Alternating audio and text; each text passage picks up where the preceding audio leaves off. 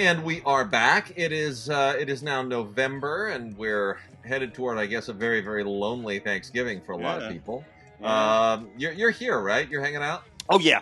Gonna stay here in town. Thought about hitting back. Because I did the intrepid journey right at the beginning of all of this. Yeah, Whatever that holiday was, it was in May. yeah, But I'm thinking, you know what? Had good luck. Don't yeah. just don't push it, brother. Should we talk? Should we mention Sean? Oh yeah, go ahead. I just, look, it's a weird thing for me because I talked about it on the radio. Sean Connery, I'm talking about, of course, Yeah, double yeah, double oh and seven number and one, and of course Alex Trebek recently and too. Alex, which Yeah, is actually a tougher one for me. Sean, I talked about him a little bit on the radio. Met him many times, of course, all those movies, all those junkets yeah. that I did with Sean. But to be honest with you, not my favorite Bond. I'm a Roger Moore man. I know that this is I know, I know that all kinds of people are falling over. Bridget was a Sean Connery man. I'm a Yeah. Roger Moore man. Roger was being a secret agent and loving it, whereas So Sean was a little bit more surly. So, that's the thing. I break the Bonds out into two different archetypes. One is the gentleman assassin. That's Roger Moore. Hmm. That's Pierce Brosnan. Hmm. It's kind of Timothy Dalton too. Yeah. I don't really know where Lazenby fits in here. He's kind of doing his own thing. And then there is the blue collar South London bruiser who just happens to wear a tuxedo. That's Sean Connery, and that's Daniel Craig. Yeah, they always reminded me of guys who might have killed you anyway, whether or not they had that license. Yeah, yeah, exactly, I got that exactly. license, but you know what? Was going to Yeah. kill you anyhow.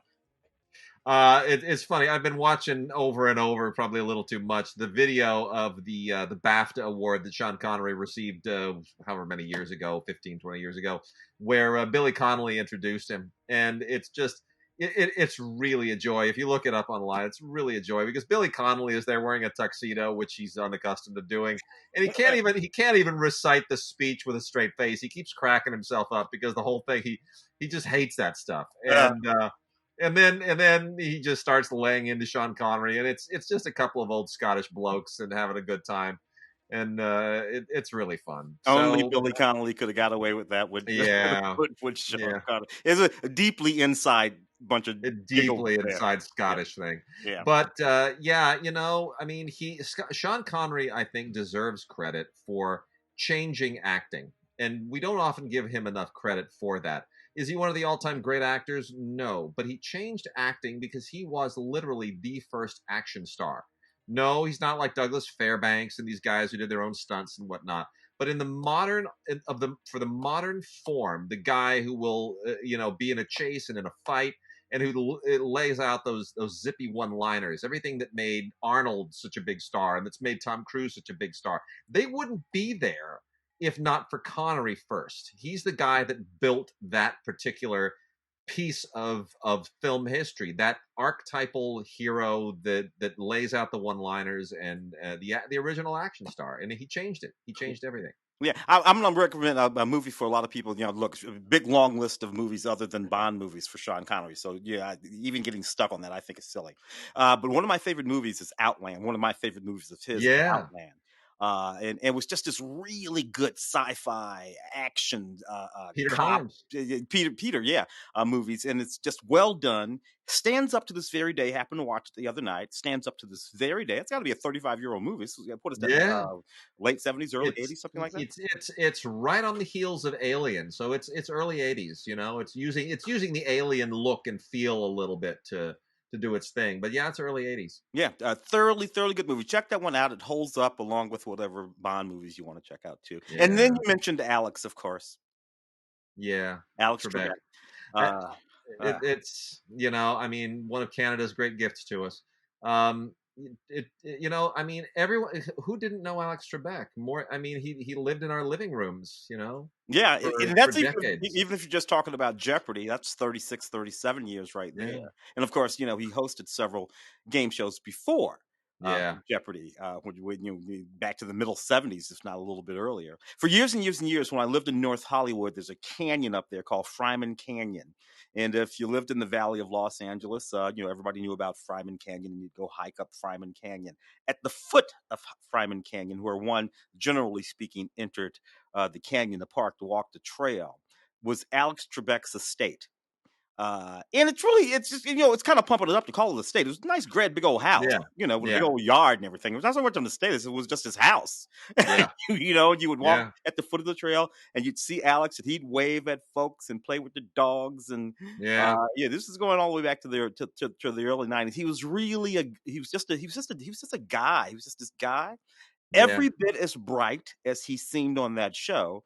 Alex knew the answers to all those questions. Oh yeah. Other than having to look at that card, he was that Yeah. bright. He was that bright. And met him a whole bunch of times too, and was always a little bit upset that I could never. There's a disclaimer about being on Jeopardy. You can't know anybody, on Jeopardy, or anybody who works for Jeopardy. It was one of those kind of things. If you ever want to be on Jeopardy, and I should Yeah. always tell people, but for the fact that I know Alex Trebek, I'd probably be on that.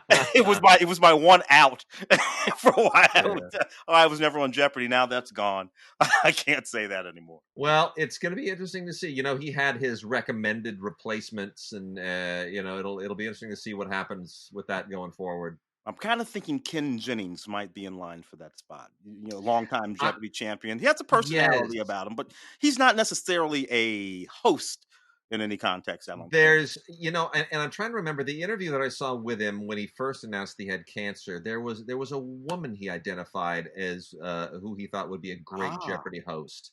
And I'm trying to remember who she was, but if you do a Google on it, you'll come up with it. Yeah. Yeah.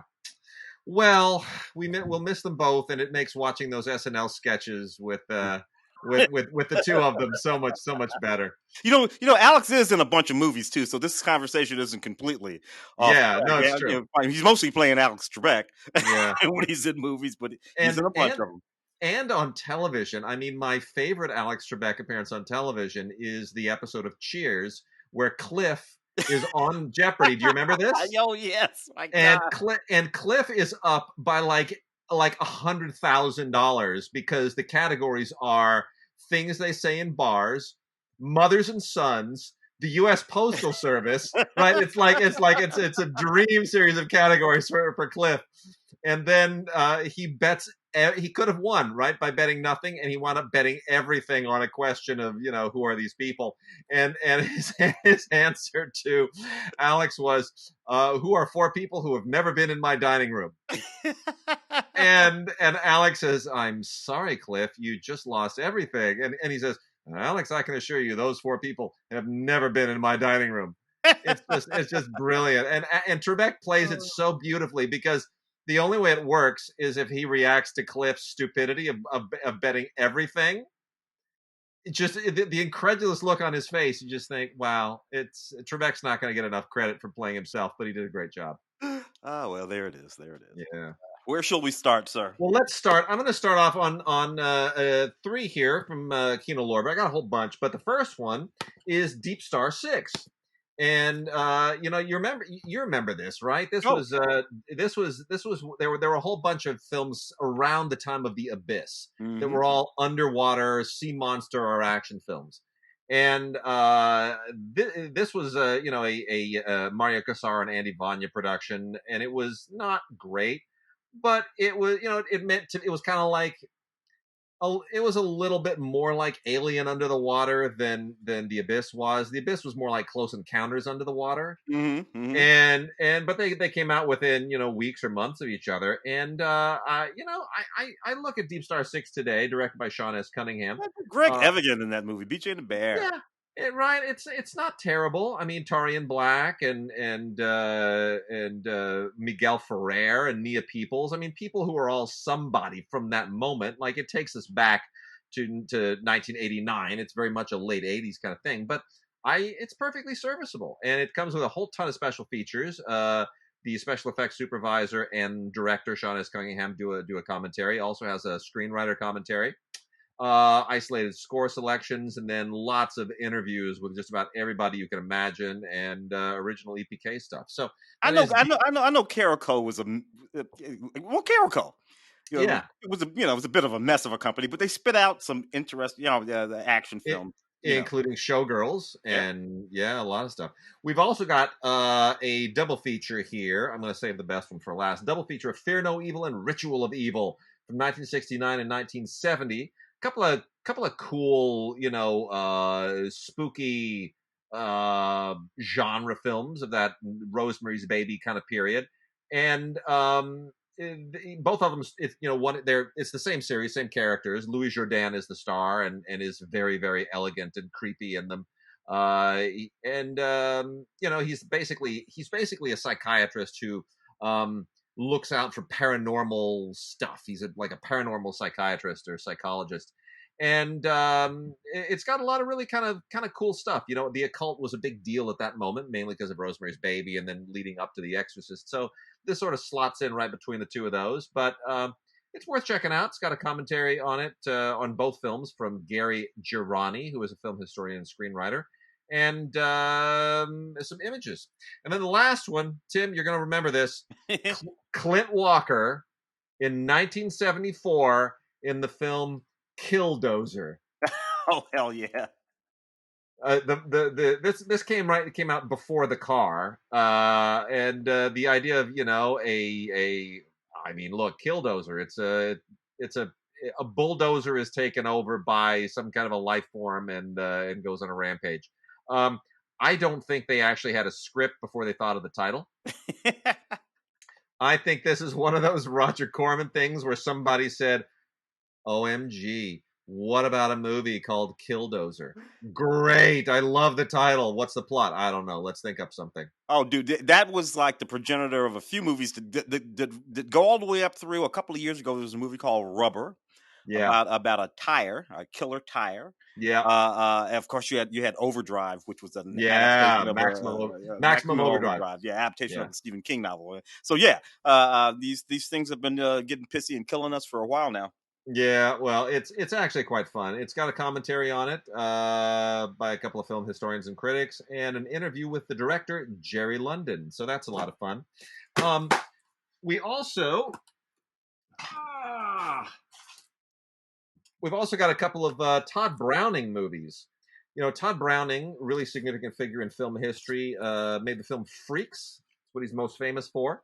Mm. But before that, we get a couple of silent era films here that are from the one from 1920, one from 1923. 1920 is Priscilla Dean in Outside the Law, with a new 4K restoration from Universal Pictures, and then Drifting, made 3 years later, along with White Tiger, also stars Priscilla Dean, along with the great Anna May Wong, the original Asian superstar in silent films. Todd Browning really, some people like to try to call him like the David Lynch of the silent era. I don't know if that's quite right, but I think it's definitely true that all of the monster films that defined Universal in the 1930s are really the table is sort of set for them by the things that he did in the silent era, and these are two terrific Blu-rays. Well, he made a damn good Dracula, Todd, Yeah, with Lon yeah, Chaney, if I'm not mistaken. yeah, Yeah, I think he made it before he made Freaks. yeah. You're right. You're right. Um, there's audio commentaries on here with Anthony Slide, and some musical score, isolated scores, another audio commentary for by Brett Wood on White Tiger, and it's really good stuff. I mean, it's really it's a different kind of genre filmmaking than you get out of Germany at about the same time. It's not German expressionism. It's an American kind of expressionism, and it is particularly cool. And I just love the fact that they're rediscovering Priscilla Dean too, because Yeah. she didn't make it to the sound era. She vanished right after sound came in. Todd, like your dad and like DW, was a Kentucky boy. Yeah, yeah. We also have there were a lot of them came from Kentucky and Yeah. Tennessee and thereabouts. Yeah. We've also got a couple of Michael Caine films, The Ipcress File and The Whistleblower. The Ipcris File is obviously the most famous one. That's from 1965. Another just great espionage film from the mid 60s, directed by Sidney J. Furie. Audio commentary by Furie and the editor. Another audio commentary with some film historians. An interview with Michael Caine.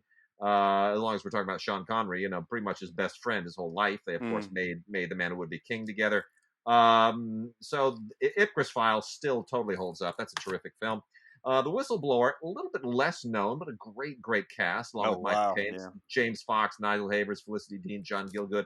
That's a really cool film. Doesn't really have any extras on it, but Gielgud and Caine had just some fantastic scenes together. It's really good stuff. This is from 1987.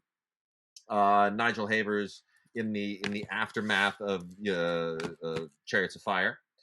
And then we have a whole bunch of really awesome Clint Eastwood films. So this is what Kino has given us from their Clint Eastwood library. I don't know how they've racked all these up, because I would I have was gonna thought say, that, how the hell did they wrangle those? man, this is some good stuff. We've got Two Mules for Sister Sarah, directed by Don Siegel, a frequent collaborator with Clint Eastwood's. Perhaps their most famous film together was Dirty Harry. But Two Mules for Sister Sarah is a really sharp Western.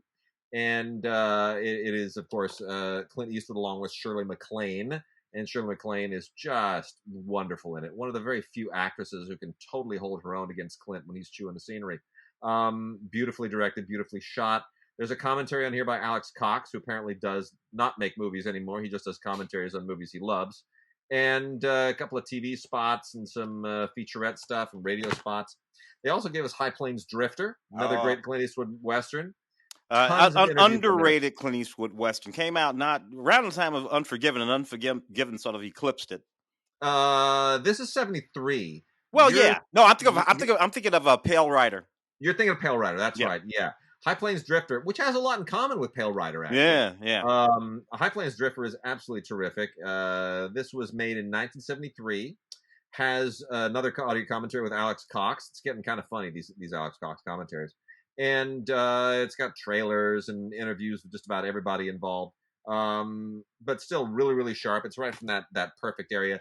The Beguiled, which was more recently remade by Sofia Coppola with Colin Farrell in the lead role, about an injured Confederate soldier at this girls' school during the Civil War. Clint is just wonderful in it. This is some of his best stuff as an actor. That's from 1971. It's definitely worth checking out. That one, if you haven't seen it, is just an absolutely beautiful film. Then we're getting a little bit more into, we've got Play Misty for Me, where Clint is cutting his teeth as a director. That's also from 1971. I love that because it's such a minimalist film. It is. It's more. It has more to do with like a Bob Rafelson film, Five Easy Pieces or something like that, than the sort of big films that we would come to know Clint as the director of. And Jessica Walter is so creepy in this film. I mean, he lets her run with the movie. That's the beautiful part of it. He lets it be her movie, not his movie. That also has a load of extras on it. Donna Mills does an interview for this, and there's a video essay by Howard S. Berger, audio commentary by film historian Tim Lucas, lots of other stuff. I was so nuts about Donna Mills for years. She was on Knots Landing for years. That blonde with those big eyes. Do not get me started. That's the only reason any of us watched Knots Landing at that age. Really? Well, really, it's a bunch of people on a cul-de-sac. Who cares? But Donna Mills is on it. I'm so watching that every week. Every week. So watching it.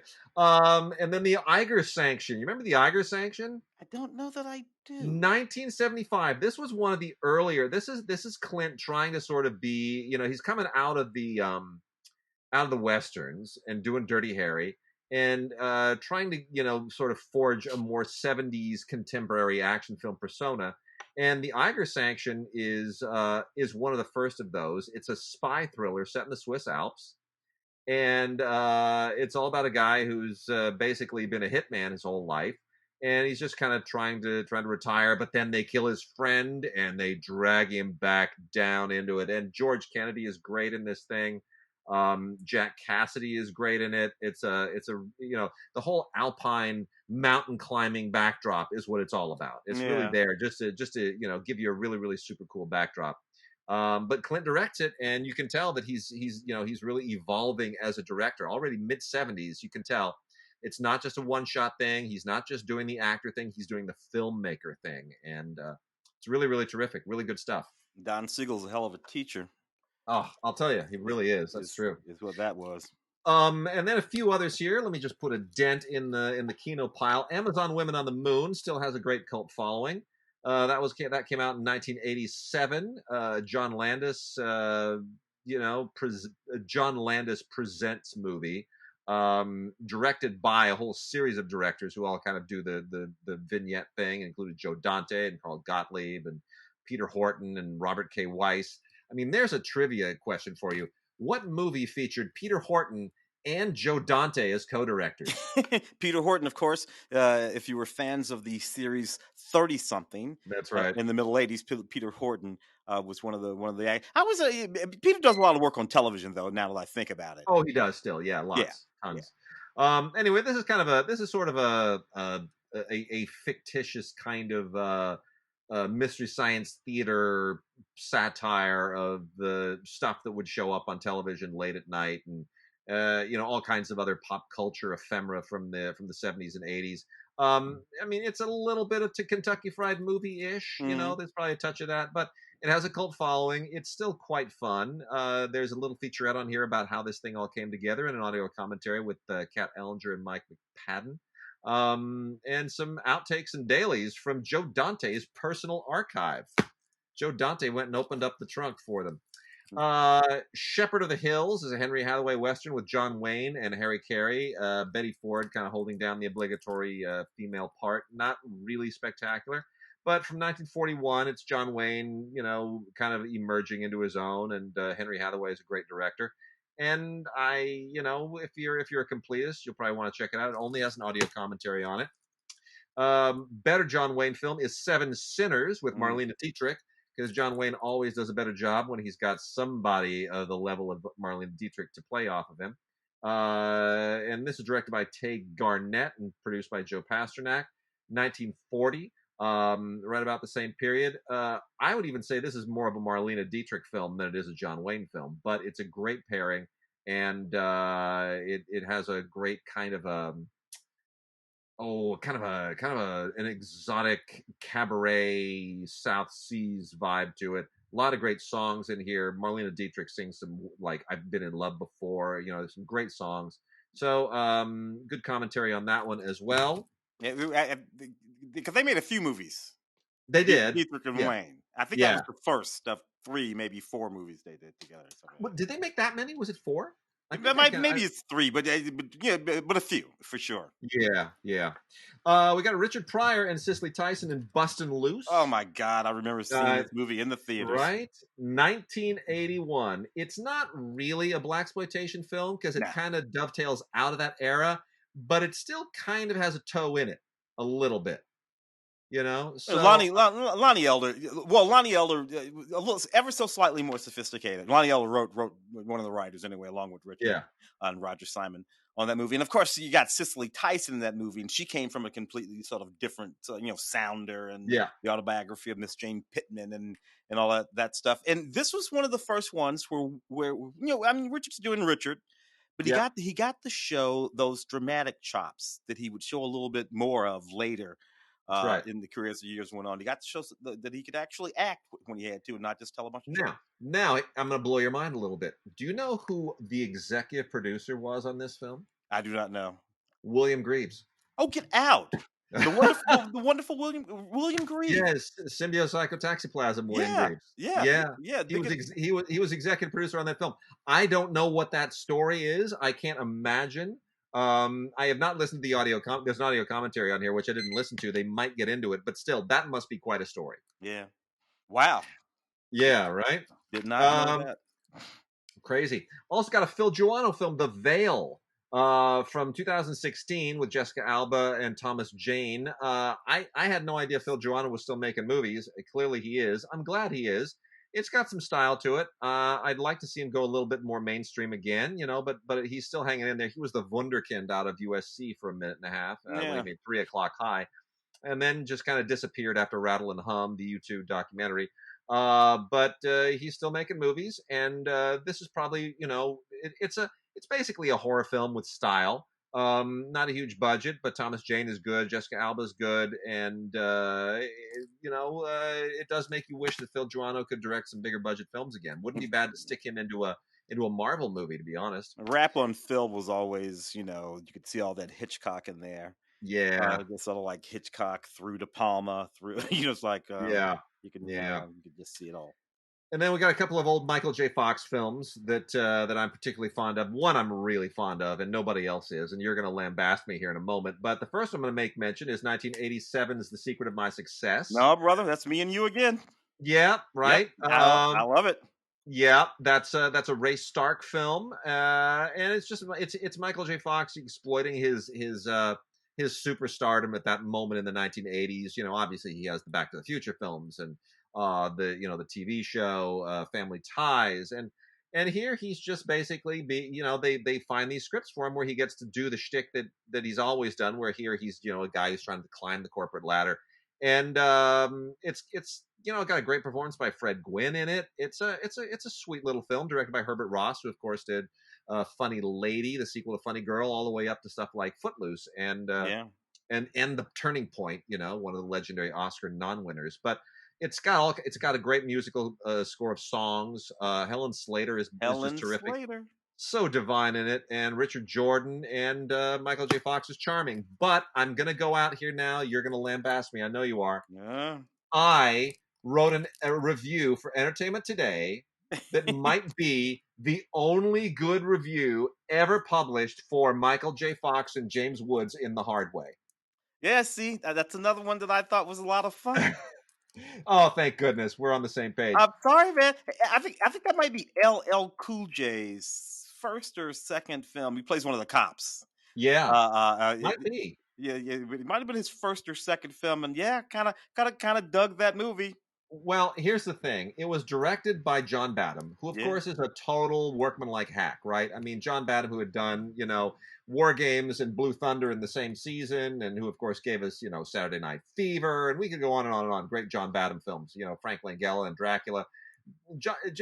Badham is the guy that I think Ray often quotes him as a quote saying where he said, "If anybody tries to call me an artist, I'll kick him in the ass."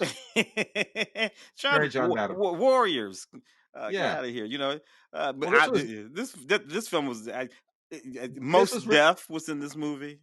written by Dan Pine, who was a teacher, not of mine, but of some other classmates at UCLA, and Len Dobbs, who's been around forever. Yeah, So here's the story. The story is basically Michael J. Fox is going to play a cop. So to research his part, he becomes the partner of a reluctant real cop played by James Woods, who can't stand it. It's a buddy movie with two guys who just do not get along. And of course, formulaic movies of the '80s, you know where this goes. Michael J. Fox always getting on his nerves. But here's the thing. There's a scene in here which riffs off of something that is rather well known in Hollywood, where and I'll only put it this way, where they're in the urinal and James Woods is doing what he's doing, and Michael J. Fox is trying to imitate his urinal body language. Right? He's that method, right? He's trying to really, really get into the way the whole thing works in the urinal. And he sneaks a peek and recoils. And if you know any of the Hollywood rumors, in that moment, I remember the press screening, the entire auditorium lost their minds. And you can even see James Woods crack a smile because he knows that this is it's an inside joke. It's not even that inside. And it's a lot of fun. So I really enjoy this movie. It's got an audio commentary with Badham and Rob Cohen, who was his producer and second unit director, of course, is a director in his own right, started the Fast and the Furious franchise, along with Dan Kramer, who's a film historian. It's a really, really good audio commentary. Yeah. And then three more real quickly here before we jump into some other stuff is actually, you know what? Let me do these. I want to do a trio of films here. And we can get back to some of the others later. I want to do this trio: Alibaba and the 40 Thieves, Son of Alibaba, and Arabian Nights, because they're all tied together. Alibaba and the 40 Thieves is, of course, from 1944. Son of Alibaba has a great cast. Tony Curtis being all hunky and Tony. and Piper Laurie. That is from 1952.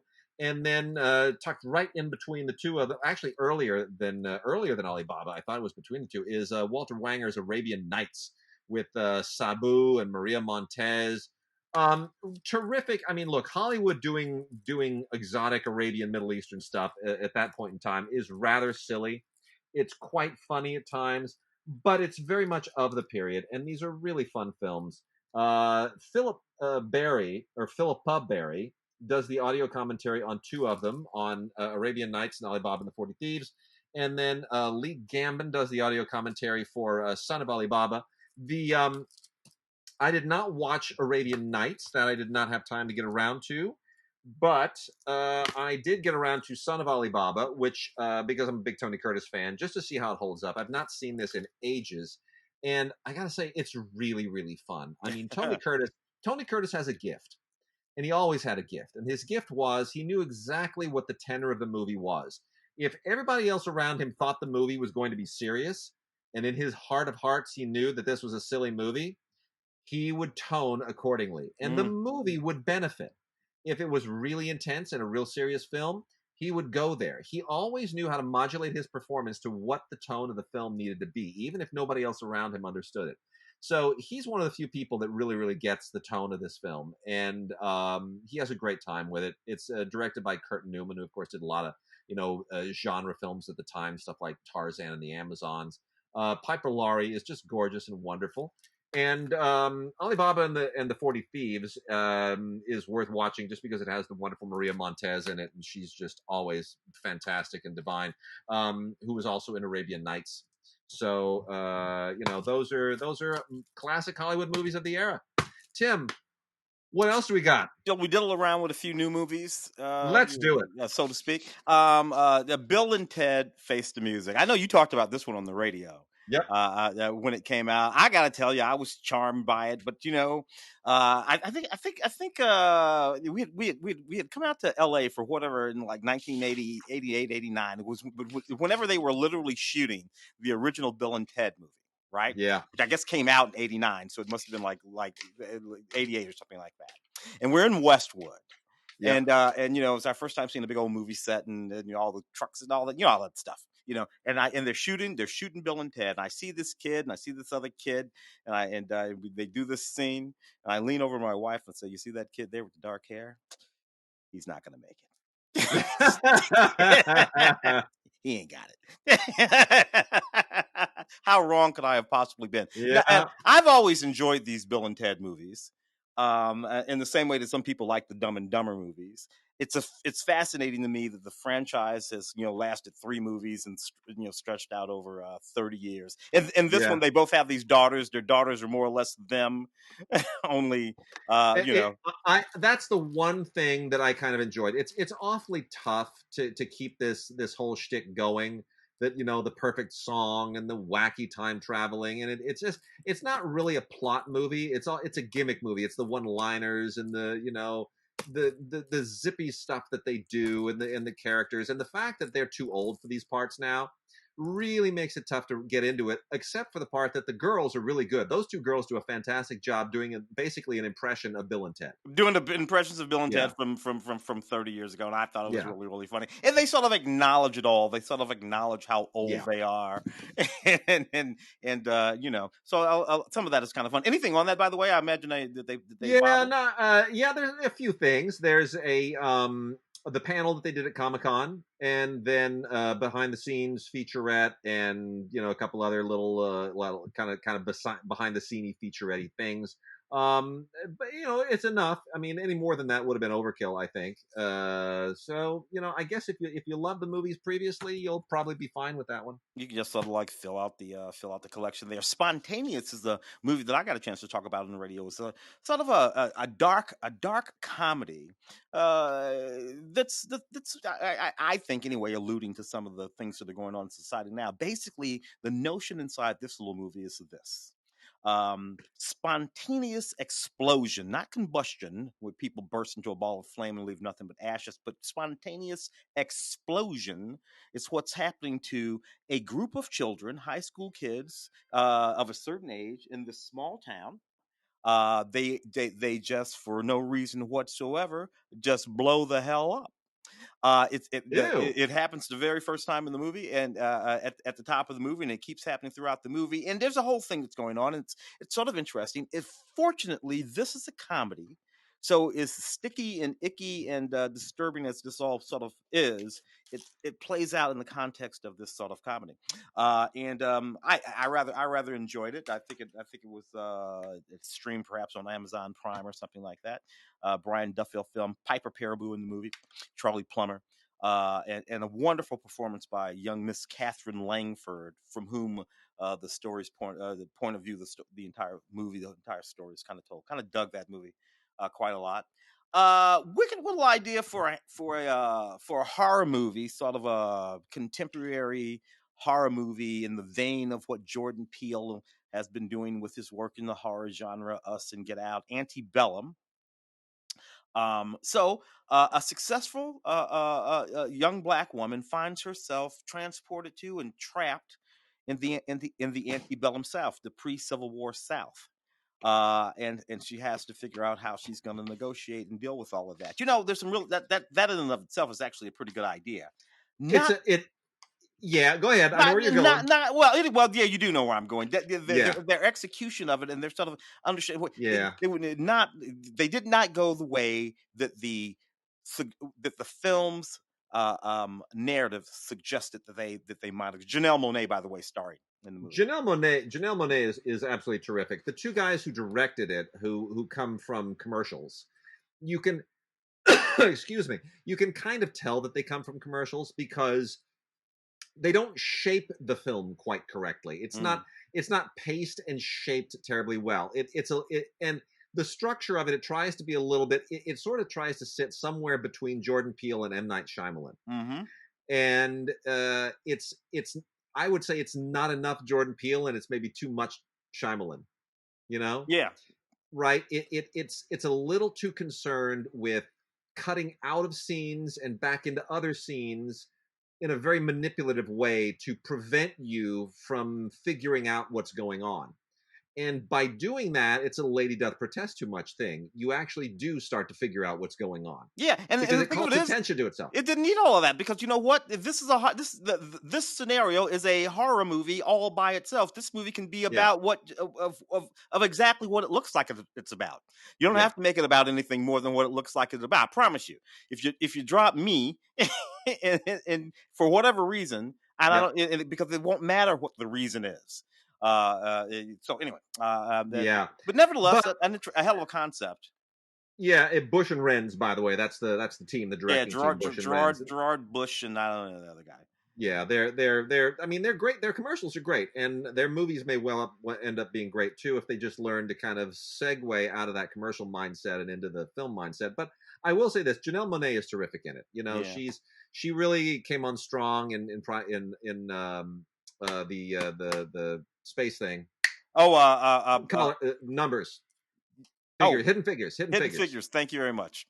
You know, she came on strong in that. We you know, kind of one of the few recording artists who kind of has been able to show that she has chops on the film side as well. And you know, I look forward to what she does in the future. Well, I think she's really, really good. real strong performance in that movie about Harriet Tubman. Yeah, yeah, Harriet, I should say Harriet. And actually, yeah, really, really good. And I think it's a series called The Loop, the second yeah. incarnation of a series called Loop. Not bad at all. Susan Sarandon film. Don't get enough Susan Sarandon Blackbird. films. But you know, yeah, and directed by Roger Michelle. A lovely film, remake of a Danish film, if I'm not mistaken. And, you know, a lovely, deeply moving film. A terminally ill mother arranges, to bring the whole family back. One of those sort of things. And Susan Sarandon is just absolutely exquisite in this movie, reminiscent of her and Julia Roberts some years ago. Yeah. It. Yeah. I mean, it's. I think the film is good enough. I wish it had been better. I'm very. You know, movies like this seem they just, and it's probably not fair to it, but it just feels like it belongs to a different era, like it belongs to the 1980s or the early 1990s, because there's so many stars in this. It's Susan Sarandon and Kate Winslet and Yeah. Lindsay Duncan and Rainn Wilson and Sam Neill, and then you get Mia Wasikowska, and you're like, oh my goodness, there's so many stars in this thing, and everybody's competing with everybody else. And I mean, yes, it's a bunch of people gathered on this little rural part of New England, right close to the ocean, because mom is, Sam Neill is dad, Susan Sarandon's mom. She's dying. She wants to go out, on her terms. So it's a euthanasia thing. She's brought the whole family together, and of course, all the baggage gets aired and all the dirty laundry. Yeah, I mean, Mm, it's Susan Sarandon basically getting to do a Susan Sarandon part, and it's good. Roger Michelle is a good director, so I not mean, bad. I got nothing to complain about it, and the fact it feels a little dated to me. Did it come with anything? No, not really. That's fine. It's one of those bare bones deals, but it's there. It's on Blu-ray and it looks good. The Curse of Audrey Earnshaw. Some of these horror things coming out now after Halloween. I love the tagline on this. There's a new witch in town. Oh, Uh, that Thomas Lee movie. Thomas Thomas. Robert Lee. He's the guy that wrote that, directed that film. Did So, he? yeah, Okay. I saw Well, that one for the show. yeah, I mean it's funnier than I think it means to be. Maybe it means to be funny. Anyway, this is all about this plague that blows through this small religious community, and the woman and her daughter are the only ones who don't succumb to it. Yeah, And for reasons, obviously, because have they made a pact with the devil? Are they witches. what? They're witches. They are. Yeah, they're witches. Yeah, I mean, I mean, it's creepy. It's mostly designed to have just enough scare moments for you to not think too hard about how the plot doesn't really make any sense. But it's on Blu-ray. It's got some good scares to it, and it's from Epic. And fans of the genre won't find anything to dislike. What I like. Don McKellar's in that movie, and Don McKellar Yeah, wrote the Red Violin. that's right. Yeah, he's an actor who you've seen in a lot of Canadian. stuff, Canadian actor, but he wrote the Red Violin. Yeah, And he also wrote and directed a movie called Last Night, about the last night on Earth before the Earth ends. oh And yes, I you remember remember that. that? Yes. And I think Sandra Oh might be in that as well. And terrific little Canadian indie. You never learn why the Earth is going to end. It's just about the impact of knowing the end of your life, the impact of mortality dawning on all these people, and you know how you're going to go out. What's your last relationship and your last words going to be? It's a good little film. Don McKellar's a sharp dude. Mm. Fatima, a retelling Ah, yes. of a story, a film. I think this story's been made into a film a few times. And 1917 or something like that. It was in Portugal, Fatima, Portugal. Yep. Three young people believed that they had been visited by the Virgin Mary. And the church came in to investigate it. It was actually dubbed eventually, after many years, to in fact be have been a sort of divine event, and folks have been telling stories about it ever since. This was a lovely movie. This particular one that came out earlier this year, before everything sort of went south. Beautifully shot and made. Marco Ponta de Corvio, I think it's his name. Marco Pontecorvo, who is the son of Gillo Pontecorvo, the longtime director of the Venice Film Festival and most famous for directing the Battle of Algiers. Ah, yeah. So it's the younger Pontecorvo who did this. It's he's not his dad. Let's be Yeah. honest. This is not the Battle of Algiers, but the event itself is most famous for how it climaxes with a kind of a solar event that a lot of people interpreted as being a divine event, and a lot of people have struggled for years to explain exactly what happened and how and why. And the movie just assumes that it is what everyone claimed it was, which Mm. was a divine manifestation. But no, it's a nice old-fashioned, colorful melodrama, and it's very sweet, and it is noteworthy, I would add, too, for being the first release from the rebooted Picture House. Oh, Picture House was a big indie distributor for a while there in the 90s, and then it got shut down and folded in, I think, with Warner Brothers, when Bob Burney went to Warner Brothers and got involved with Warner Independent. And Bob Burney since he was a director of distribution over at Amazon Studios, and he has now rebooted Picture House with his wife, and they're on the map again as an independent distributor. So, unfortunately, the pandemic hit, But I think it once the pandemic is gone, we'll probably see more really good stuff coming out of Picture House. That would be great, man. Yeah. The actor, or whom we generally speak know as the actor Peter Francinelli, directed this little movie called The Vanished, with Anne Heche and Thomas Jane and Jason Patrick and all folks that he probably knows and has worked with before. It's a neat little movie about a couple whose child disappeared on a camping trip. Thomas Jane and Anne Heche. And Peter wrote the movie. It's an original idea, original content. I don't know if it's his directing debut, but it's a fairly tight little movie that he made, sort of action mystery thriller. I thoroughly enjoyed it. Did it come with anything, man? It has absolutely nothing on it whatsoever other than a digital copy. Digital, you can add the digital library to your the digital movie to the library, but otherwise, nope, got nothing. Yeah, No hey, extras. anyway, good work from Peter, I will say. Jimmy Carter, rock and roll president. This is from the little documentary section. I had to pull this Oh out yeah, specifically because I had a chance to talk about it on the radio too. So Jimmy Carter, first election, 1976. I didn't get a chance to vote for Jimmy in 1976 because I was only 15 years old. But I was very much into politics at the time and followed that election quite closely. He, of course, running against Gerald Ford, who had, of course, become president after the whole thing that went down with the other guy. Richard Nixon. And you had this guy that's this peanut farmer from Georgia and running on the Democratic ticket. And it was all sort of amazing at that time that Jimmy Carter, this peanut farmer from Georgia, was running as a sort of progressive liberal president. All of these rock and rollers, and they weren't just rock and rollers, but all kinds of people from the music industry came out in support of Jimmy Carter. And I mean, it was the Cashes, and you had Dizzy Gillespie, you had Jimmy Buffett, you had Bob Dylan, you had the Gatlin brothers, Willie Nelson.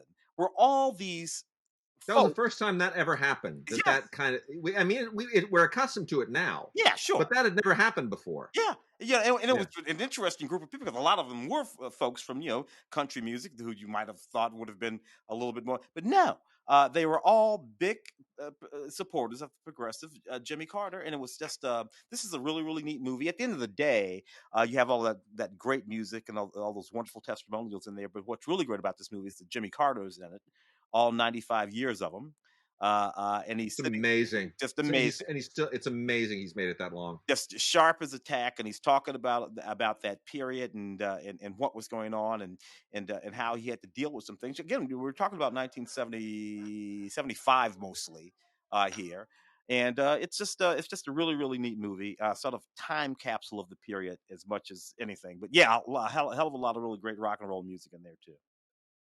So we got Friendsgiving for Thanksgiving. Friendsgiving is a completely wacky movie written and directed by Nicole Payon, with whom I am not familiar, but it's mainly about the actresses. It's assembling a very very eclectic group of actresses in a completely bonkers movie.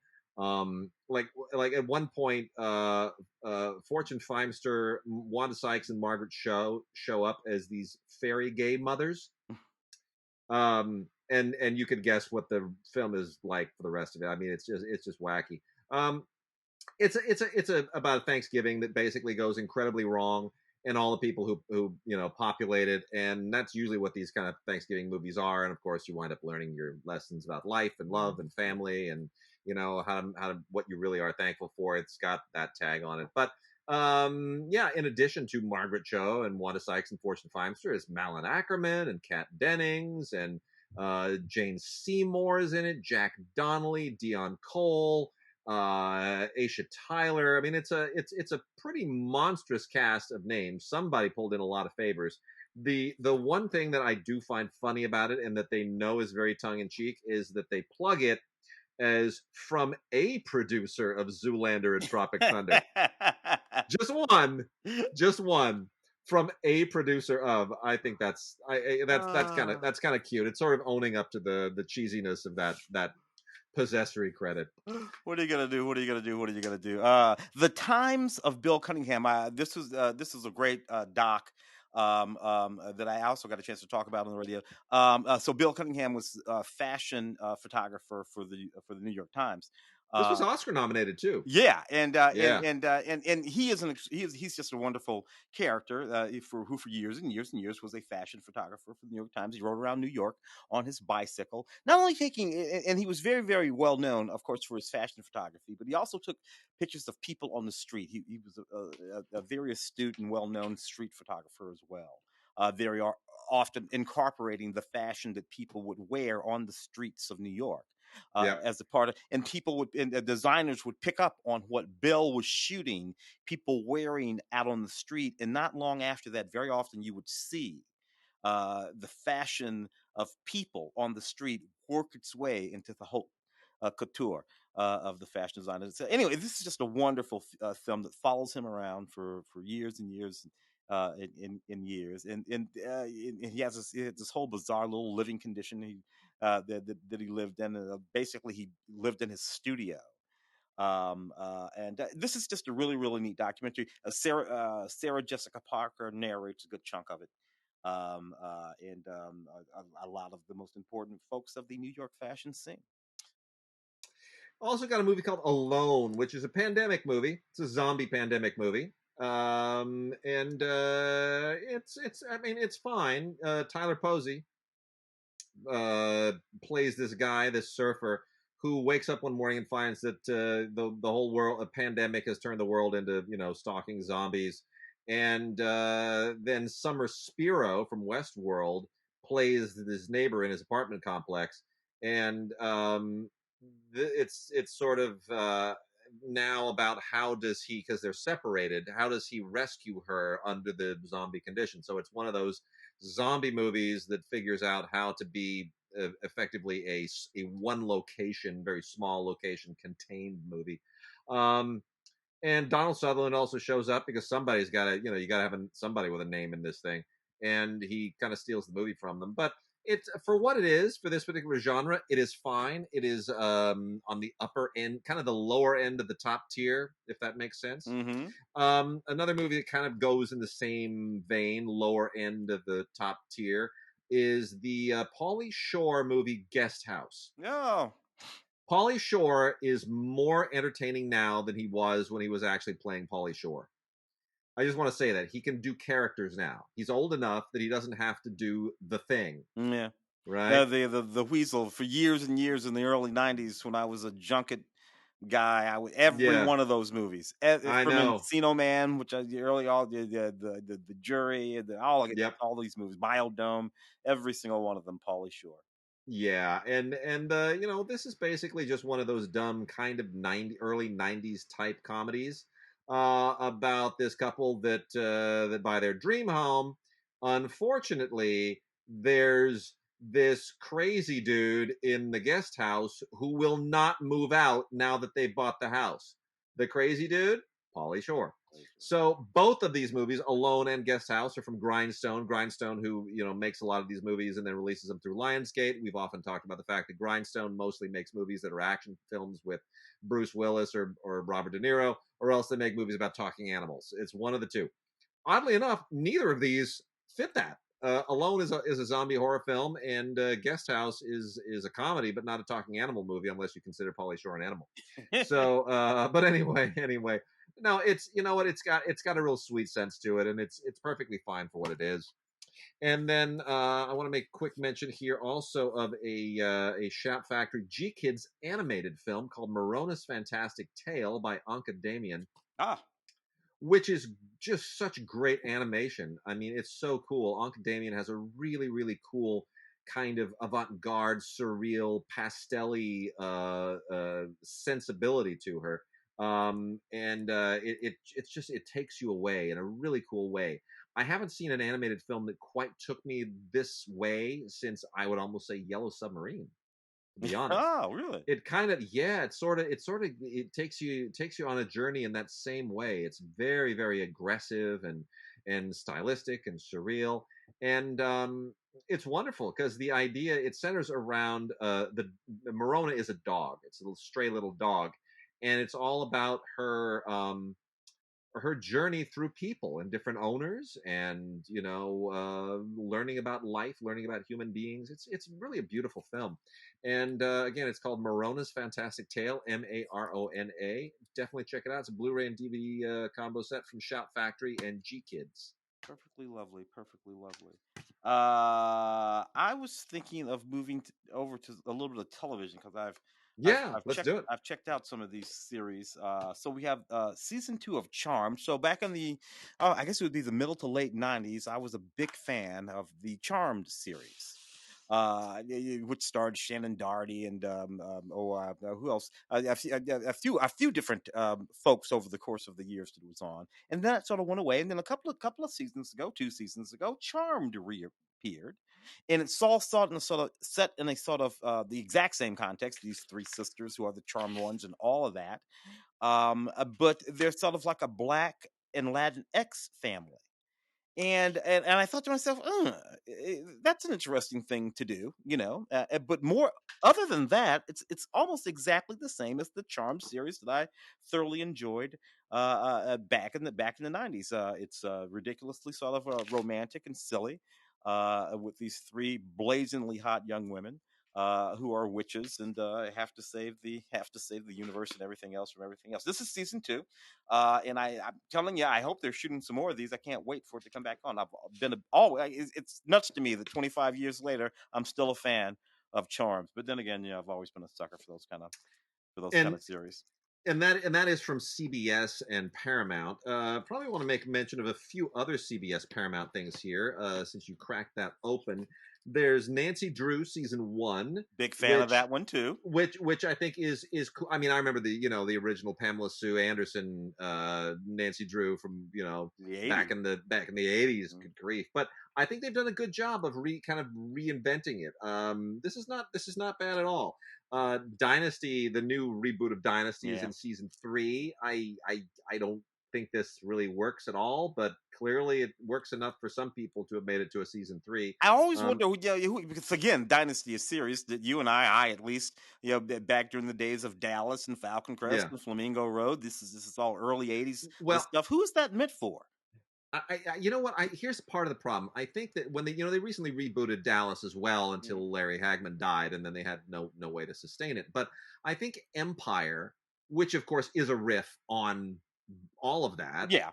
that sort of got them all thinking, oh well, if people are ready for Empire, if Empire works, if they're ready to go there again, let's reboot everything. And I think they missed what Empire was doing, which was that Empire had refashioned it. It had kind of moved it to the next step, so you Hmm. can't really go backwards. But that said, I mean, clearly somebody's watching it.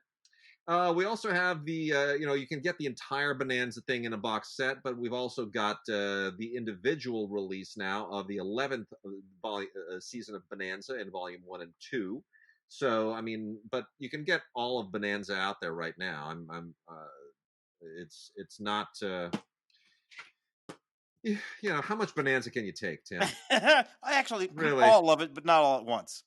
Yeah. I see Head of the Uh, Class here, man. yeah, head of the class. I was such a big fan of this sitcom. Again, I think we're talking about the middle '80s. Head of the Class. Howard Hessman, coming off what was WKRP in Cincinnati, Yeah, yeah. and all that stuff. And before, and again, Billy Connolly, who we w- talked about earlier, would go on to would take over replace the him. show. Yeah. Yes, So he would. is this the Billy Connolly years or is this the No, this is still Howard Hessman. This is the second season season. 2? Okay. Season 2, still doing.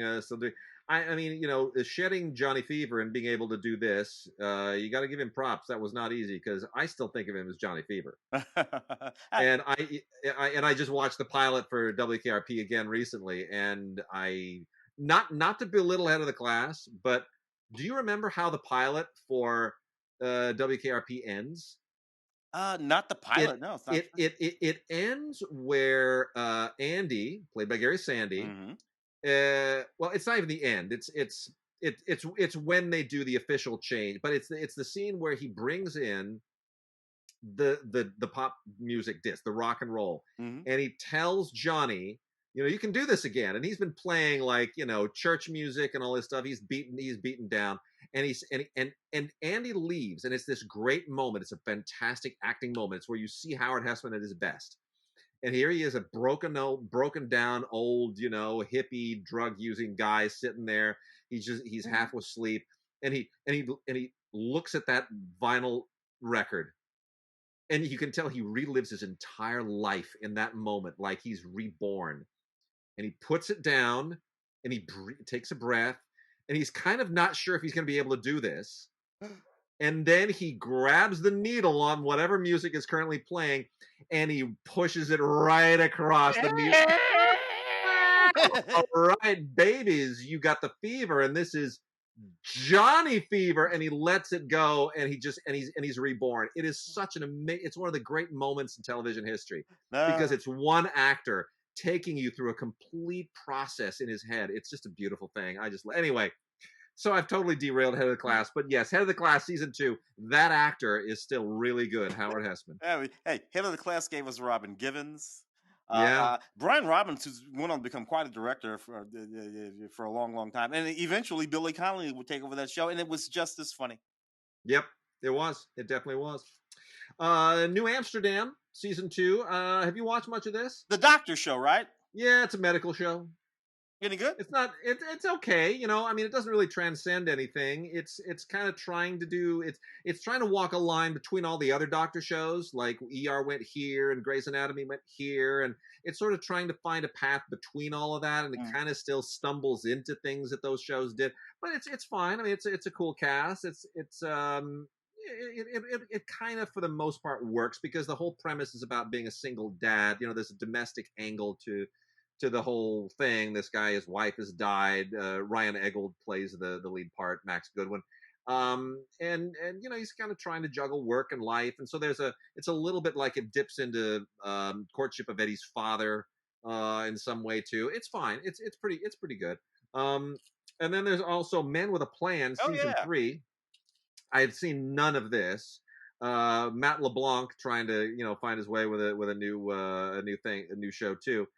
He's never going to recapture the beauty of Friends, but this isn't bad.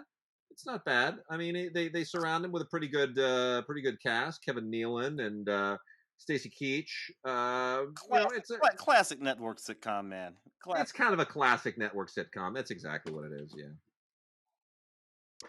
Let's see what else we got. You know what? I'm looking at. I just saw Our Cartoon President, what that's supposed to talk about. Now, this is season 2. The thing that I will say about it, I didn't watch it a lot, but and I get it. It was also like it was meant to be sort of pointed at President Trump. But I got to tell you, they made fun of everybody.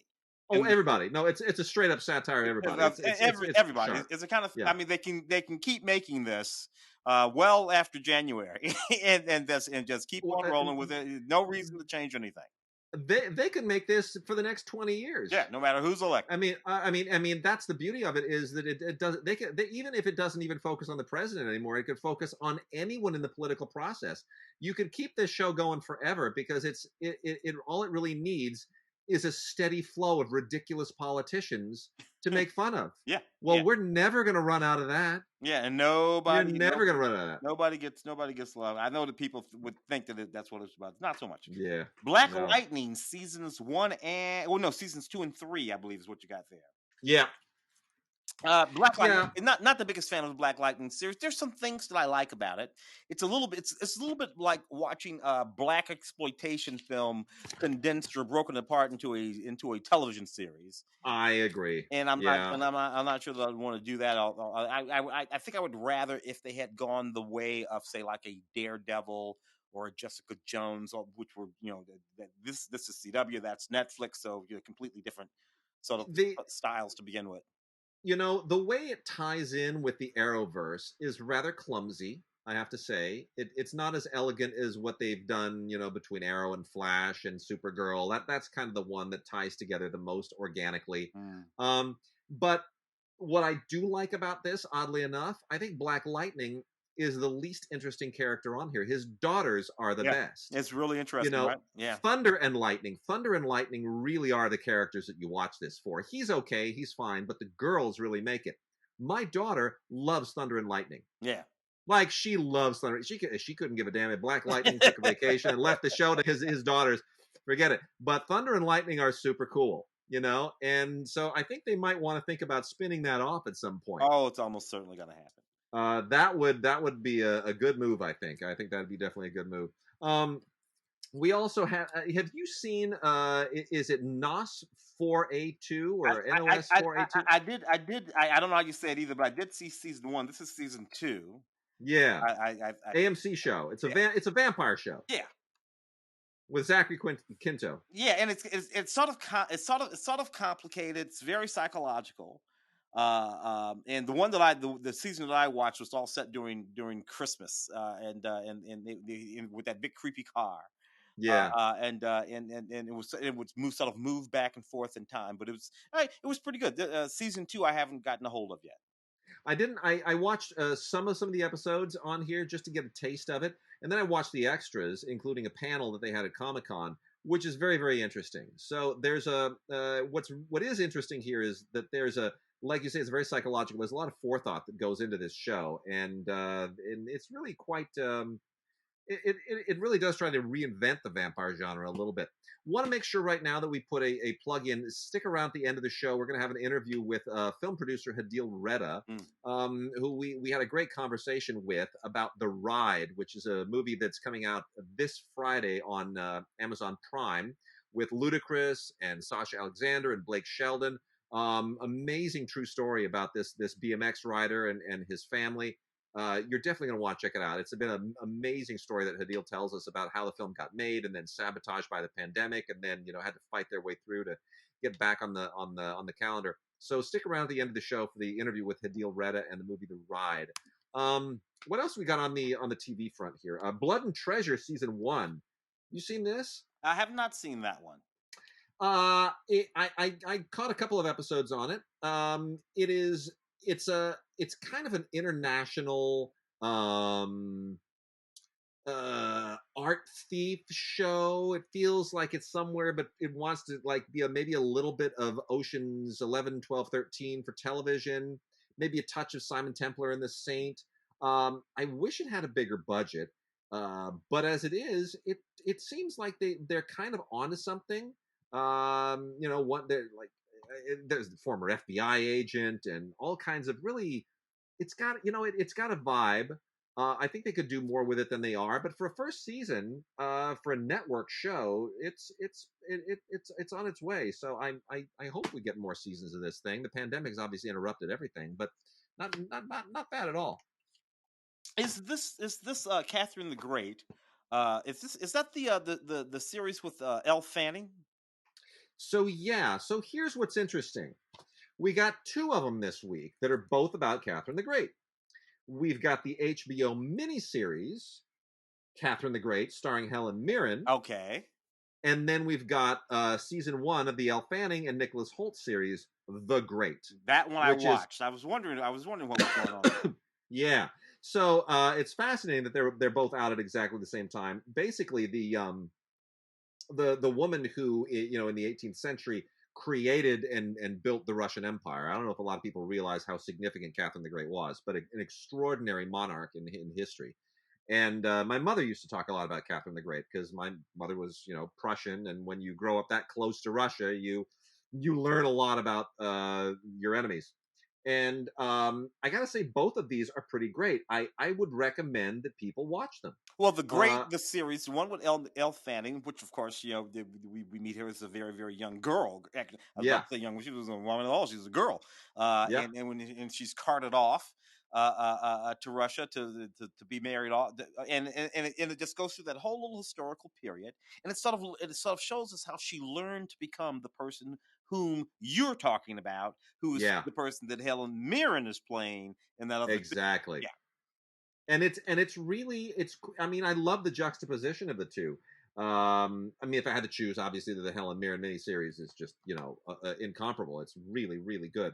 But it's really a nice juxtaposition between the two, and I hope we get more seasons of The Great soon. Well, the Elle Fanning thing is kind of a comedy. It's funny. It's different tone. It's a different tone. A different tone completely. Yeah. It's a lighter tone. We got a couple of FX shows here. Season 14 of It's Always Sunny in Philadelphia and season 2 of What We Do in the Shadows. Ah, I don't. I have never. I'll be honest. I don't get the tone of either of these shows, me either. but clearly somebody does. It's Always Sunny in Philadelphia. 14 seasons. This is Danny DeVito's most successful television show. Longer than Taxi. Longer than Taxi. How is that possible? I don't get it. But people love this show. It has kind of a low budget vibe to it, which has always been how it kind of how it got on TV in the first place. I mean, if you love it, you love it. You don't need me saying anything about it. And What We Do in the Shadows, I don't know. Season 2, 10 episodes. It's based on the film, the Jermaine Clement Taika Waititi film from New Zealand, which is very popular and which I think is rather funny and tongue in cheek. The TV show, I guess, I don't know. I mean, it doesn't really capture what the movie did, but I don't know if it needs to. Anyway, it's on FX as well. Babylon, Berlin, which is a German series. It's set in Germany in the 20s. Yeah, it's in the golden era of the 20s. Tom Tickfor is one of the creators of this series, which is what I like about it a lot. It's a gorgeous show. It's really good. Set in at a really it's a crime drama thriller, and it's just really excellent. If you love all those Tom Tickfor films of I guess going all the way back to the 90s now. I mean, Run Lola Run.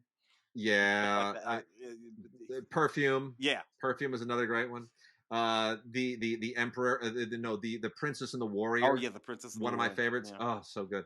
Yeah, you know what? I mean, the fact that it's set in 1929 is really genius because it's the Between the Wars period. It's the Weimar Republic, but it's like right at the beginning. Yeah. of the Weimar. Yeah. Yeah, it just gets that whole cabaret moment, right? Yeah, it really gets it. It's just beautifully made. I mean, I don't know what they're doing in Europe, but some of the best looking television these days is coming out of Europe, not Hollywood.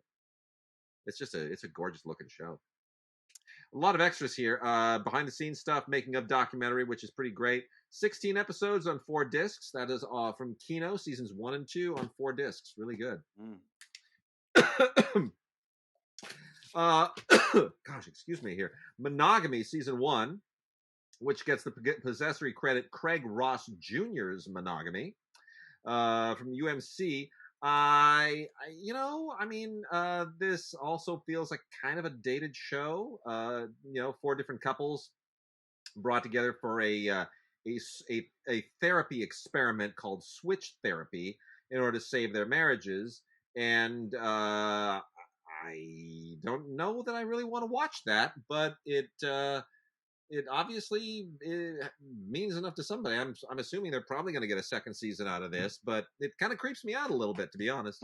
It's a little bit strange. You know what also is really cool is Quiz. With Michael Sheen.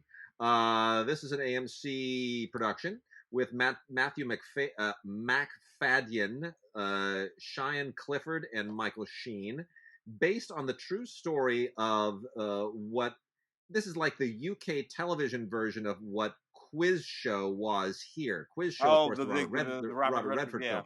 Yeah. So this is a similar scandal in the UK, a giant scandal, and it all centered around Who Wants to Be a Millionaire.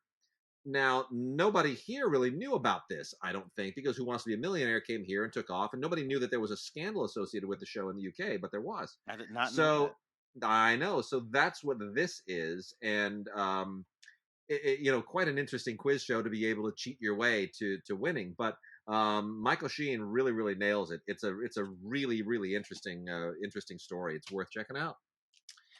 Let's see what else we got. This docuseries, The Curse, the Curse of, what is this thing called?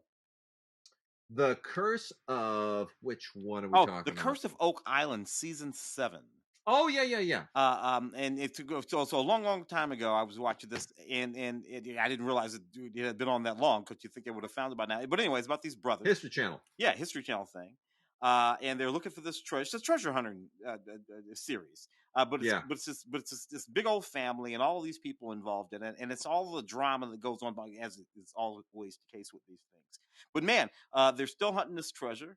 There's it's still a mess, and it's into the seventh season, and that's a little bit surprising.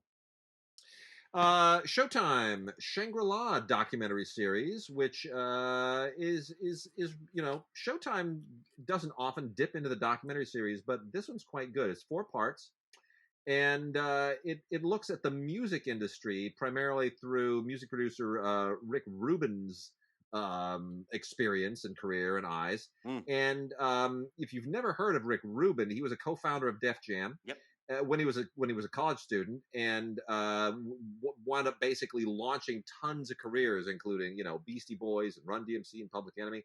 And it's if you want to know how the music industry works, or at least worked at this time, really really fascinating. It doesn't mince words. It's quite lively. Rubin is a very colorful character, and you learn an awful lot. It's not just kind of a sensational look at here all the ins and outs of a really messed up industry. It really takes you through it in a very very entertaining way. It's quite good.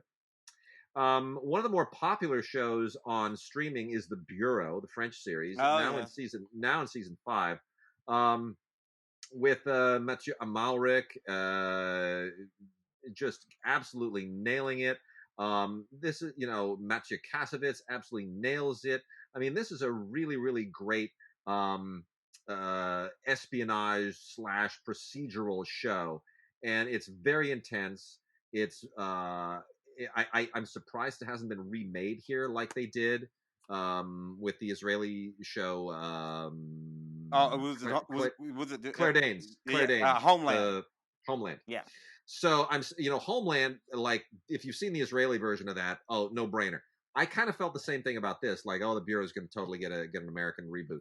Hasn't yet, so I'm still expecting it, but maybe they feel like this version of it is good enough to really really hold its own. Anyway, really globe trotting, high production value, like we were talking about with the German show. I really really worth checking out. Season 5 is every bit as intense as anything that's come before it. Flesh and Blood, a really well-produced British miniseries with Imelda Staunton and Stephen Ray and all these sort of extraordinary British actors. Family drama is what's going on here, and it ends up involving a murder. Stephen Ray, Imelda Staunton, British drama. What can I say? Yeah, you had me at Imelda Staunton. That's all. Honestly, that's all I needed. Starting to wrap out here before we get into our interview with Hadil Reda. The Plot Against America, which was created by David Simon of The Wire, along with Ed Burns, and it's based on the Philip Roth novel, which is one of these alternate history things that I think we kind of wore that out a little bit, but this treats it less kind of genre, less sci-fi-ish, and a little bit more intelligently. Anyway, it looks primarily at this New Jersey Jewish family, and the Charles Lindbergh plays a part in this, and I won't tell you exactly how the alternate history wraps out. But it really is quite a fascinating look at some very very real figures and events that might have become this alternate history, if not for certain other very small events that may or may not have happened. I know that's very cryptic, but Yeah. most of these alternate history things, like what if the South had won the Civil War? Oh, the man in the high castle. Man in the High Castle, right? Like a lot of these, just they're not even realistic. They're not even close. They're not even trying.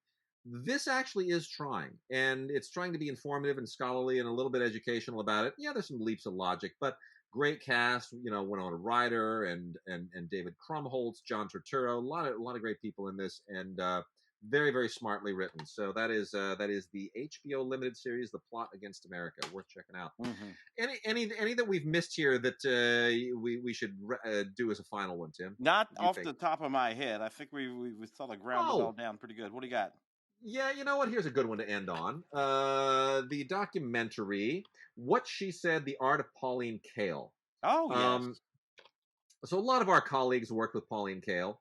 were acolytes of hers, for the early parts of their careers, and sort of learned at the hem of her skirt, we might say. Um, and I I I appreciate what this film is trying to do. I think there's a lot more to Pauline Kael than what this film gives you. I think she's much more complex than one film can possibly contain. But as a starter for why she was such a significant figure in film criticism and in film history, and you have to realize at this point in time, film critics could make an impact in ways they can't anymore. Like Yeah. film critics just don't mean anything anymore today. It's hard enough for a film to become meaningful. Pauline Kael could make or break a movie, and she was caustic and a brilliant writer, and really didn't care what the impact of her writing was. She was going to lay it on the line the way that she saw it.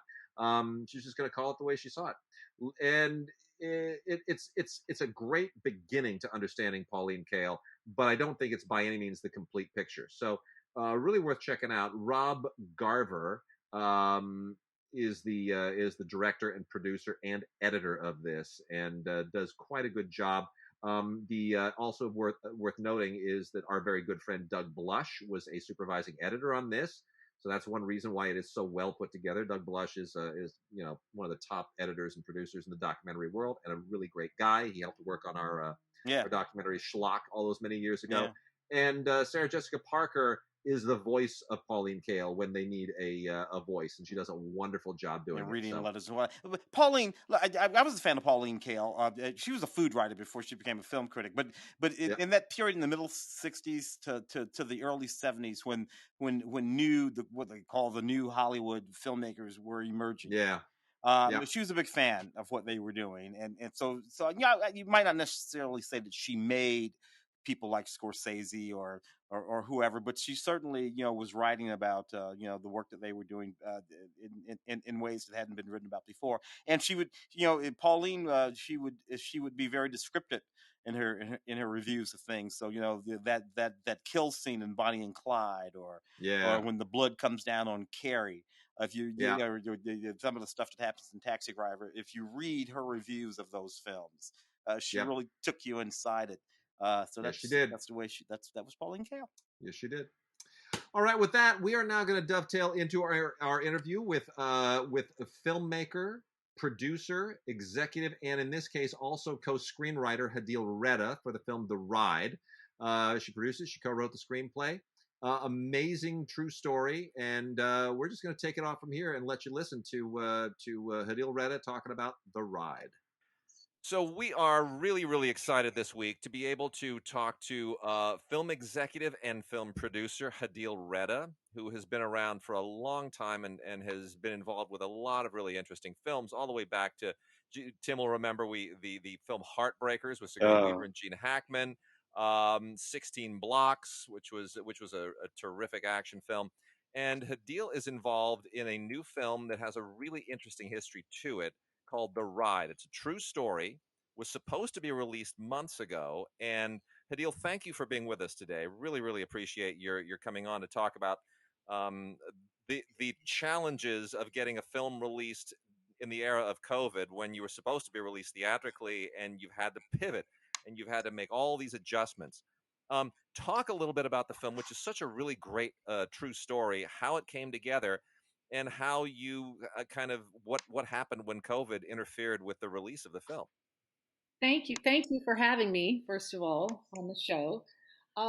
Yeah, it's a really interesting long journey for this movie. And just when we thought we were done with the journey, along came COVID. So it added a complication that you just think you're past the finish line, and then you're like, nope, no, not the case. And as you know how independent movies go, um, there's always the obstacles from beginning to end. But we shot this movie literally 4 years ago is when we shot this film, and it's been kind of a long road in terms of we cutting, recutting, and we tested the film, and the film tested through the roof with audiences. It tested, at 97% or something. It was a really high score, like along the same line as Green Book or one of those films. And we were able to get theatrical distribution on the film through Roadside Attractions, who's got a phenomenal record with releasing these types of independent films in that market. They released Peanut Butter Falcon. They released a bunch of films that people wouldn't have thought would uh, be a box office success, and they really were, and they knew how to market it. So we were overjoyed when Roadside picked up the film, and we were slated for a July release on 600 screens plus. We had a wide release. We were ready to go, and we kept waiting it out. And then along came COVID in March, and we just waited month by month, hoping that we could condense and press our um, publicity time and maybe have a shorter lead time, and none of it just didn't work. And at some point we had to call it. And the problem really was because the market was getting so oversaturated with the films that were pushed. We knew every month we waited that the theatrical films were going to get kind of just, it was going to be a bottleneck at some point, and we knew we couldn't survive in that bottleneck of all these bigger films. And it was Tenet and Wonder Woman and all these things, so we were juggling constantly. Day to day we were looking at the schedule and when things were going to open up and what was going to open up, and then how we would fare and where we'd fall. And so we decided to just go the way of streaming, and that was that was a tough decision, but I guess,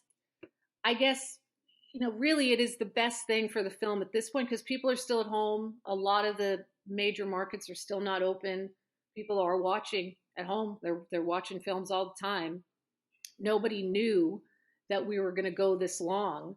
So we have the film is now being premiered on Amazon Prime next this Friday, the third, November 13th. And that's the result. It's not a bad result. It's actually pretty good given the circumstances. But of course, we were heartbroken because all the work it took to get this little passion project to the big screen, and we really felt like it could have been a sleeper hit. It's a great movie. It has a ton of heart to it, and it was great alternative programming. So yeah, that's sort of the story of this little film called The Ride.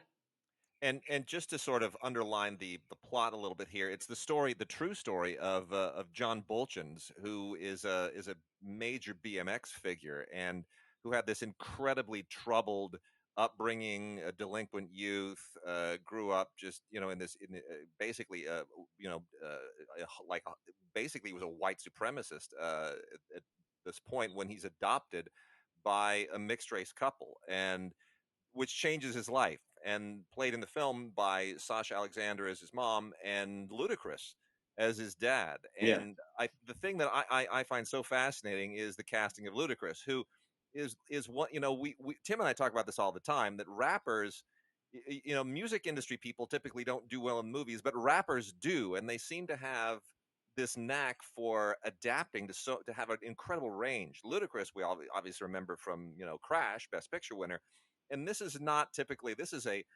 professional, heartwarming father, family man figure, which is not what we would normally associate Ludacris with as being a rapper. But he nails it. It's really an incredible turn for him. So could you talk a little bit too about how the casting came together, and when I have to imagine there were other actors who would have wanted this part because it's a great part. What made you guys settle on him? I mean, he was really the first place we stopped, and we all loved him. And I think it was because of Crash. And Chris, and it's Chris Bridges, and he goes by Ludacris Bridges with his acting. And I think he just has such a natural ability to pull people in. And the role was definitely something that was different for him. He hadn't played this role before. It was very, very different from what he did in Crash or any other film. because he plays a dad.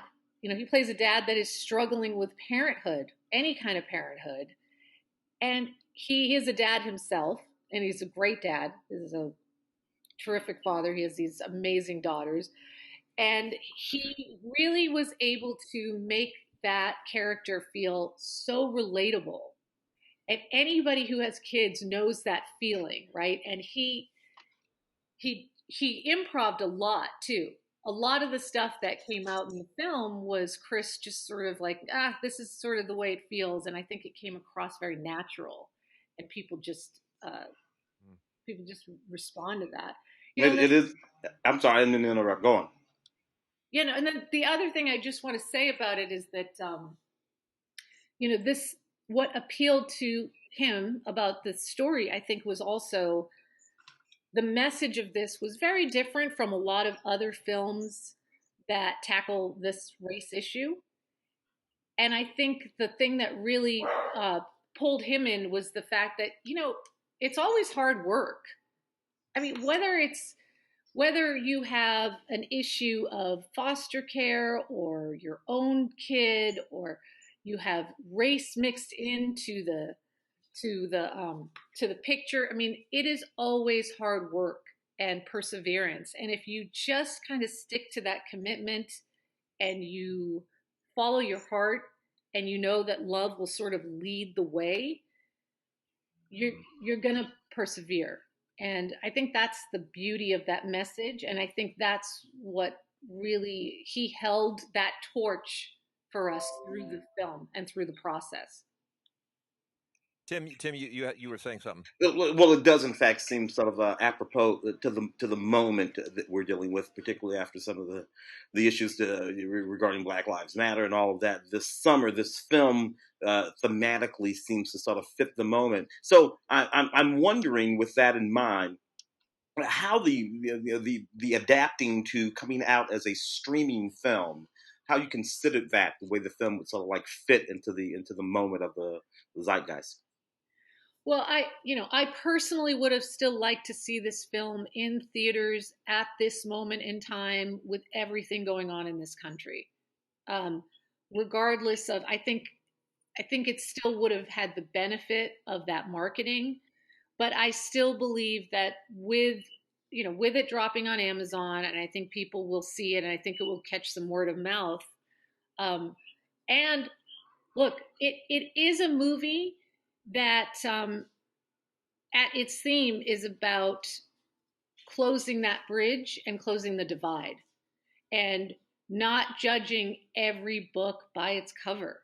And just because it seems like it's looking one way, if you dig a little deeper, you'll find maybe that there's something else there, and there's something more there. And I think that's exactly what all of us need to be looking at right now, is that it's just so easy to look at something and say, well, if it's doing this, it's got to be this, and I think that this movie kind of turns that on its head a little bit, because you have this kid who's from a white supremacist family who has been abused and tortured because he's got a swastika on his neck when he spends his childhood basically in juvie, and has a really, really difficult time with race. And he comes out of that only to find that he has now a Black foster dad who has his own issues with race from his past. So they have to really put those two things aside to connect, find happiness, and thrive and survive.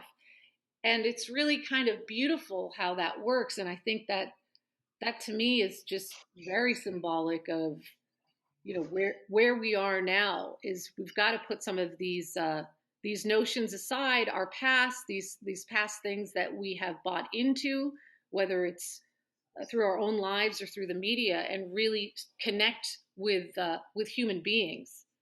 And I think that's, to me, that really is I'm hoping that's what it speaks to with audiences. Well, what really spoke to me is, and there've been a number of films about this as well, including the documentary about the Chicago Mm. crew team, and where it's not about the big picture about legislation and the political process. It's about the little things that individual people do.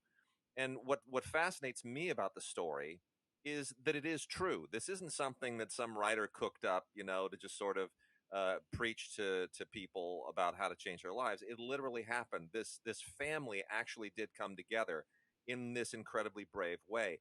Could you talk about the real story here and whatever contact you had with the real Bolchin's family and how that kind of morphed into the movie? Well, John Bolchins honestly is one of the most positive, strongest people I've ever met in my life. And even as we were writing the screenplay, and we went through a lot of his life, as you can imagine in the research of this, a lot of it we had to play down a little bit because it was too harsh. I mean, what he went through in real life was just, it was something I didn't want to go to that depth because I thought it would be traumatizing. Mm. So we didn't tell all of what this poor child went through. We definitely tried to water that down a little bit. But he really, when you know what he went through and how this man still was able to come out of it and be as successful of a human being that he is now, it's kind of amazing. And he's still very close to his parents. And you would never know. You would never know by meeting John Bolchins that uh, he had been through that type of upbringing, because he's just full of love to everybody, love, forgiveness, tolerance, acceptance, like all those things. Those are real. So whenever, when we used to screen this film at, we'd go to festivals, and people would say, parents and teens would come up to us and say, well, we thought our life was difficult, but now we can see that we can do anything. I mean, what he went through is nothing compared to the problems that I'm facing in my life. And look at him. And I think that was the real message that he had. And he's a big spokesman in the foster care arena as well. He's quite involved in all of that. But he was on set every day, and he was really kind of giving us his input of how the story went down and his relationship with his parents. I mean, he was really the heart of the movie. So he's just fantastic. I had another question about your whole distribution situation. Understanding that it's a really tough situation to not only achieve a theatrical distribution, a tough thing all about itself, but then to lose it in these circumstances. But Wade will attest to the fact that he and I are critics on Film Week, and over the last 6 or 7 months, pretty much all of that sort of separation between movies, theatrical movies, streaming movies, Netflix, films that we did not used to talk about on Film Week are films that we talk about now. Films that are on Netflix and streaming on Prime, and frankly, even TV series. So the entire ecosystem has changed so much that, frankly, nothing about being theatrically released anymore really matters to those of us who talk about movies. So in some ways, it sort of equalizes the playing field a little bit with that divide being gone. I don't know if you've noticed that or if it makes any difference in the way your film exists out there, but have you thought about that at all? I mean, I have, and I think about it as not just for this movie. I think about it for my upcoming movies and how to proceed and how to move forward with, I'm in development now on several films that are meant to be theatrical. And I kind of wonder now what that road looks like, because you're right, it has been equalized. And, when you're scrolling through iTunes or Hulu or anything else right now, you're kind of like, I'm not really sure what the difference is. So what is going to make those films stand out. And it's the same thing that was in the theatrical market. It's going to be word of mouth, and how people are talking. I watched this, I like this, check this out. I mean, but it's very strange. It is very strange because we've been taught to, have standards of quality, and that is kind of changing with this this new era of no theatrical, at least for the moment, and who knows where that ends up. But some of the things that you're seeing now on streaming, some of it's just they're fantastic. You would see them in a theater, and some of them not at all. But you have to go through a lot of stuff. So I don't know. I'm not really sure what the issue is. I am hoping that our film is a bit of a standout as a new title, and as new films drop, I have noticed they are getting a lot of views. So I'm hoping that helps the film get its legs. If you kind of step back, if you had known when you were making the film, and obviously hoping for theatrical release, if you had known then that this would happen now, would it have changed any of your thinking about how the film was made, or how you would go about selling it, or would you not change a thing? No, I don't think I would change a thing. I mean, obviously, we put a lot more work in the detail of this film for a theatrical, as you know. Like, you spend more time on the music and the sound and everything. You finish a film to be seen in theaters for that experience. There is an experience to that, and it is a different mindset when you're filming and finishing a movie with a theatrical in mind. It's just that different process, but I don't think it's lost on the streaming. I think it's just there's more nuance to that experience if you do see it in a theater. There's a lot more to get from it. Well, that's great. Tim, did you have any other thoughts? I deeply appreciate the movie, what it's about. I have seen it, and I do want to tell audiences to get out there and check it out. It will affect you and have a lot of meaning for you in a number of different ways. Yeah, I agree, and I love that there are a lot of, for BMX people, there are cameos in there that I think will resonate and that they'll get a kick out of. But it is, kudos to you at an age when it's really easy to make a lot of dark movies, and we talk about this a lot too. Dark movies are just really everywhere these days, and getting something that's really positive and uplifting and that tugs at your heartstrings is really nice now and again. And you guys did a really good one. So thank you again for it. Hadil Reda, producer of The Ride, which is going to be popping on Prime Video, Amazon Prime Video, on Friday, November 13th. One of the good times to celebrate a Friday the 13th. Hadil, thank you again so much. Thank you so much for having me, guys.